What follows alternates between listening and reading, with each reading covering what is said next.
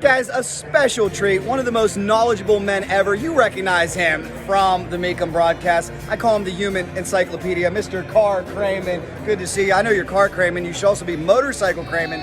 John, congratulations! He did it! It's eerily smooth. The six-cylinder engine smooth. The shaft drive adds to the smoothness. As you can see up there on the South Point big board, we're getting set for another year of the Mecum Motorcycle Auction. 2,000 vintage and collector bikes being staged right now inside South Point Casino. But I got to get this one out of the way because unfortunately, this year we will begin on a somber note. Ever since I started coming to Mecum about a decade ago, I just absolutely fell in love with it. And one man who I clicked with right away is Mecum's lead announcer since 2008, the man I call the human encyclopedia, a wealth of information, the great John Kraman. John and I would meet up here, we would talk endlessly. That would then lead to texting and meeting up throughout the year to talk about cars and bikes. Well, guys, unfortunately, just days before this year's motorcycle auction, I got the unfortunate news that John passed away, and I just could not believe it, could not fathom it. And I'll say this year's auction is not going to be the same. It's going to be tough without John. He was such a fixture, really kind of took me under his wing, showed me around, and I was so inspired by just how talented and articulate this man was on air, how knowledgeable he was, and more than anything, he was a great friend. I got some good stories I want to share with you, but you know, before we get to that, I thought not only it's going to be a bit of a somber note, a down note, but I know that John would want me to go cover all those motorcycles that roll through that door this year and knock it out of the park and tell all the fascinating stories he would want me to tell. So, John, this year's for you, brother. Yeah. And I promised you, we're going to see John's top 5. And we start with number 5. John, not a lot of people know Harley-Davidson made a 250 MX bike. We're looking at a 78 right now. That is your number 5 pick. Tell me about it. Right, and well said, Jack. You know, and I picked this because, first of all, with 2,000 plus motorcycles here, they're all fantastic in their own route. But I thought that your viewers would like to kind of hear something from my perspective, some unique bikes and some mainstream bikes, but all with a little bit of a story. Got some great memories of John. There will never be one quite like him. He was all about precision, accuracy, facts. And I'll say this, I think the first 3 years that I came to Mecum, John and I had more of a professional relationship, professional colleagues. That quickly changed into an amazing friendship. By year 3, John totally humbled me. He invited me to this dinner at this really nice steakhouse here in South Point that some of his expert friends like to attend. And he said, hey, I consider you one of us. John sat us down. Of course, he picked up the tab. He insisted on picking up the tab. And for 2-3 hours, we just had what would be the equivalent of an amazing podcast over steak. I was just totally humbled that he included me as part of this.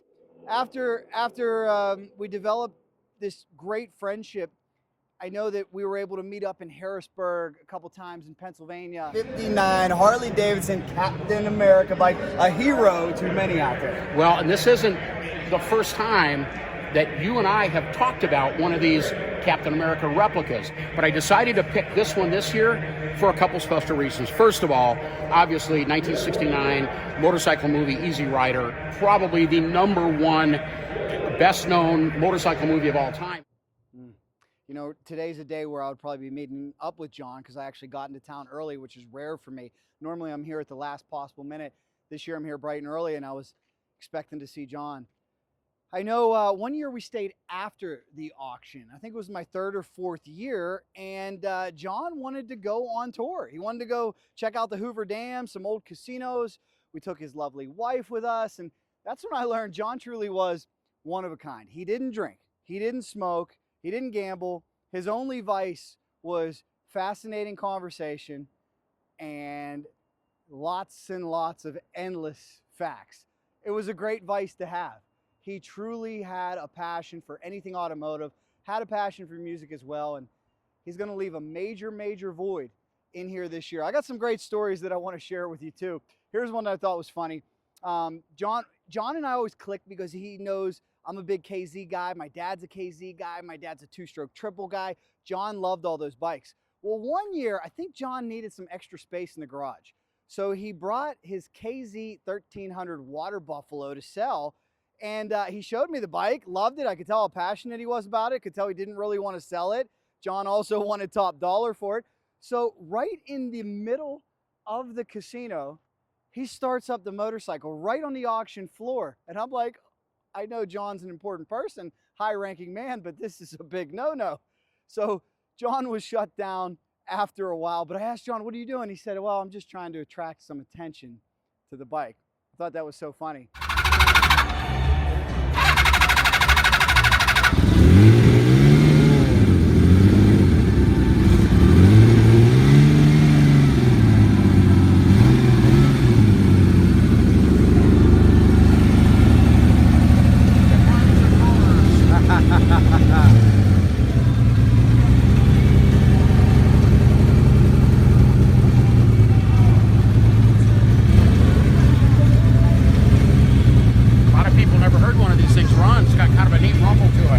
Sounds so smooth, and it smells just as good as it sounds.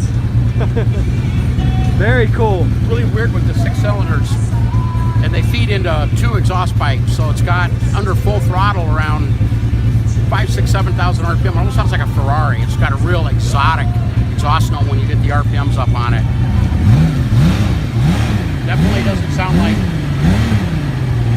anything recognizable. You know, the four-cylinder bikes have their own distinctive sound. The twins obviously have their own really big distinctive sound. But double overhead cam inline liquid cooled 6, and it's a under-square engine, which is a bit unusual, where the bore is actually smaller than the length of the stroke, and that was to make this fairly wide engine as compact as possible. So they got a lot of the displacement out of the stroke, which gives it a lot of low end power, but it still pulls really high and sort of screams at the top end. Maximum performance shift about 7,500 RPM. Definitely a lot lighter than would be a typical Japanese sport bikes.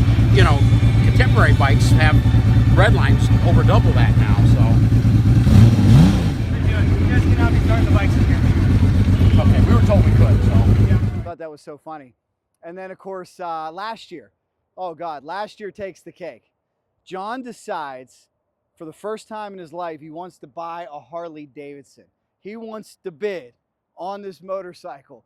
And I sat down right next to him and watched as I think he thought it was going to go for about $3,000, and then the bid started to go up a little bit, and his announcing colleagues were giving him a hard time, and it was just hilarious. They told him it's a little harder down there, isn't it? Look at this baby. Collection in 03 Harley-Davidson FLH PCI 100th anniversary edition. 100th anniversary. 5-speed special factory commemorative graphics. No reserve. No reserve. $1,000 bid. You're going to get $1,500 bid. You're going to get $1,500. You're going to get $2,000. We got a special buyer, the Human Encyclopedia, John Kraman. $2,000. You're going to get $2,500.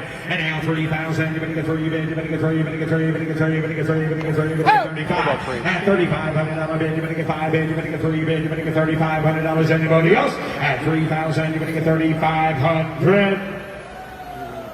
32 and a half, 35, 37 and a half.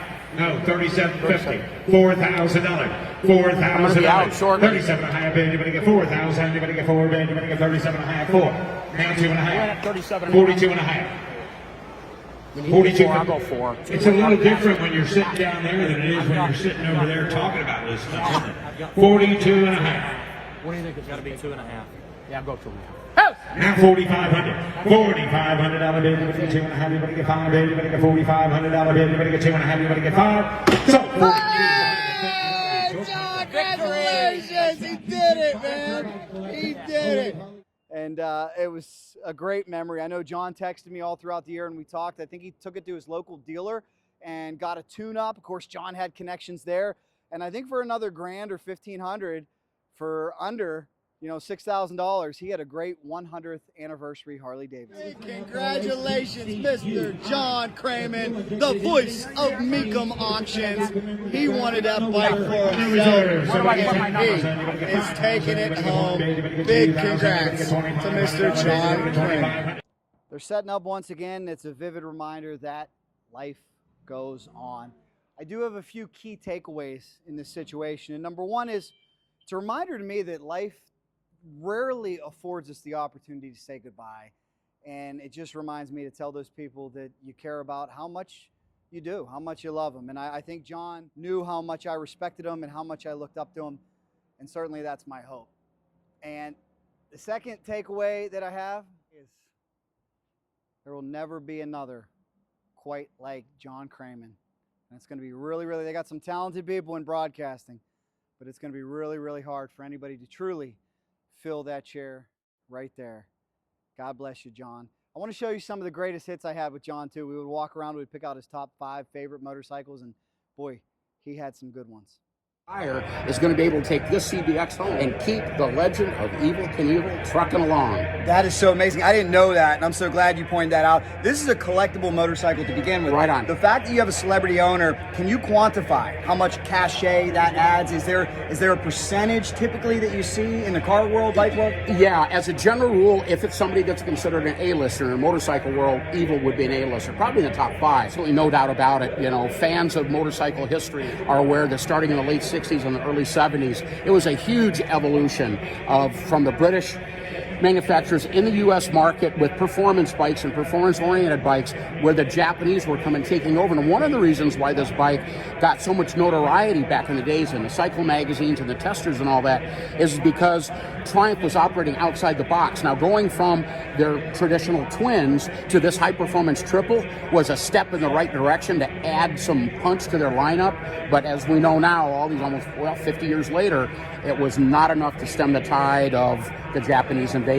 But nevertheless, especially here at this event, plenty of traditional British bike fans here. No doubt about it. A truly amazing motorcycle. Guys, I hope you're ready because we've had 4 great ones. What will be John's #1 pick? Let's go find out. Good way. It is literal jewelry, which sort of follows a trend that we see in the automotive world as well. Today's collectors like to see things that literally look like jewelry, and that motorcycle nailed it. Now, you said that. Will the market continue to see those kind of numbers on early Kawasaki Z1s? Don't know, but one thing's for sure, it's on everybody's radar screen right now, and that's going to be one market segment we're going to be paying a lot of attention to. No doubt, I got a lot of negative comments out there. Of course, people that dream of owning them, they say, what are you doing now? I'll never own one. But I let people know, the best bikes come to Mecum. This is a competitive atmosphere. So maybe that's not totally the price that it will be across the board for classified ads, for private sellers. This is where you're going to get top dollar, Mecum. Right, but I would think, for those of you guys and gals out there thinking about a Kawasaki Z1 73 through 75, prepared to spend at least $25,000, but I'll give you a little tip, a value tip. If you bump up 1 year, 76, 1 year only, KZ 900, it's essentially the same bike. There are a couple minor differences, but those have not yet seen the same type of appreciation, so that may not be a bad plan B for those folks on a budget that want that experience. Rest in peace, my friend. That chair remains empty, but John Kraman, you will never be forgotten, my friend. So what we're going to do, like I said, guys, that's why I wanted to get this video out of the way, is John would want us to forge ahead because he loved nothing more than cars, bikes, and everything Mecum.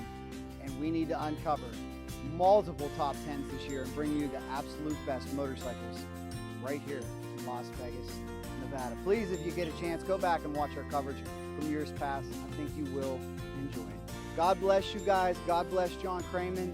Much more coming from South Point Hotel and Casino. If there's anything fast motorcycles, we're in from Vegas. Cycle Drag.